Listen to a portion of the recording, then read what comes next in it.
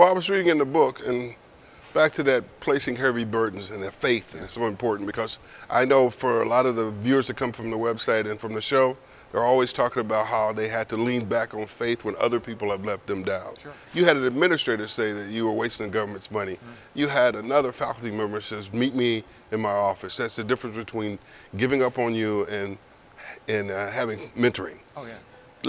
Can you share with us what is the key factors for mentoring? How do we do this? Because everyone I know, you are at one of the pinnacles of success for journalism in 60 Minutes. I know that you're being approached about mentoring, a journalism path for other people. What are the key factors for mentoring? Well, you know, I tell people the same thing I tell my own children, and it's what my mama told me, that if you work hard and pray hard and treat people right, good things will happen, regardless of your path. Certainly, you know, I know the path in my profession, but I think it's the same thing. I always tell people, it seems to me that success in this life has very little to do with talent, but it has a lot to do with how driven you are, how focused you are, and what your plan is. And I encourage people to have a plan. The only way you get to where you want to go is if you know where you're trying to get to. And that every job, every dream has a title. Okay. You should be able to say what you want to do and I will be. Don't say you try, because my mom used to say, if you say you try, you lie. So drop words like try, drop phrases like I can't, and then begin to map out a plan of what you want to do. And I love talking to people. My grandmother had another saying. She says, you know, the only way God can give us more is if you open up your arms and give away what you have. And I try and I work to encourage young people, anybody, to pursue their dreams. I'll talk to anybody about what I do, how one can be successful in journalism, because you know, there was certainly some critics in my life, but most people were encouraging, whether it was my mother, my grandmother, coaches, the pastor of my church, deacons in my church, men I worked with.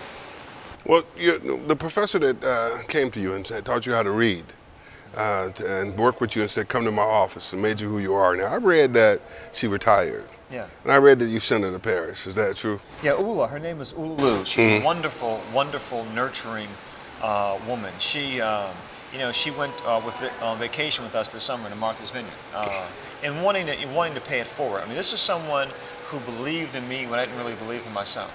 And so, you know, I'm blessed to have, you know, certain opportunities in life now. And when I can share that with Ula, you know, with my mother, with my extended family, you know, that's important for me to do. Well, when I put on my Facebook that I was going to interview you today, one of my Lincoln friends said, ask him what happened to the professor that said he was wasting the government's money and time. Yeah. Have y'all ever had a dialogue? Have you renewed a relationship with him and the other people who said it wasn't going to work? Yeah, well, you know, as God would have it, a couple of years ago, I was called back as a commencement speaker at Ohio Wesleyan. And so the professor was there, and I thought about what I'd say. But I met him after graduation, I shook his hand, looked him in the eye, and I said, thank you. Thank you, sir. I wouldn't be where I am now without you. And that was enough. I mean, we made eye contact, and he knows what he said to me. I know what he said. And he'll have to deal with God in his own time. But I let it go. Well, being told you're functionally illiterate at age 12, and at 20 you're stuttering, and you get this heavy message about heavy burdens is not on weak shoulders from your grandmother that your mother uses. At some point in your life, there was a part where you didn't have the faith and believe that you could make it through because you were despair. Yeah, but fortunately there were wonderful people in my life who encouraged me, and they got me past those difficult moments. That's what I talk about in the book, that all of us have people who encourage us. And all of us have the ability to encourage other people. And it's not just, you know, I mean, a lot of the folks who helped me out were regular folk. Not many of them had college degrees. You know, I tell a story in the book about a guy, he was I lied about my age when I was 15, said I was 18 to get a better paying job. And I worked on a road crew cutting grass on I-95 in Maryland. And these were men who worked with their hands, usually drank their lunch. These were rugged men. So one Thursday we got paid, and one of the guys in the crew, a man in his 30s, said, boy, I don't know why you're in school. I get paid every 2 weeks, and my paycheck talks to me. One of the other old men, a man working minimum wage, working with his hands, quiet man, he said, leave that boy alone. That boy going to college, and one day his paycheck going to scream at him. And this was a man who was undereducated, struggling, but he planted a seed in me. He spoke up for me. So all kinds of people have, in those moments in life, when I've been discouraged have come along. That's why I say step out on. These are people who had nothing to gain by helping me, but they stepped out on nothing to embrace me, to encourage me. That's awesome. Well, we got a short time here on the red carpet, and we want to thank the Aloft Hotel for having us here. It's beautiful. I'm truly, truly blessed to have you on my show. This is my charter show.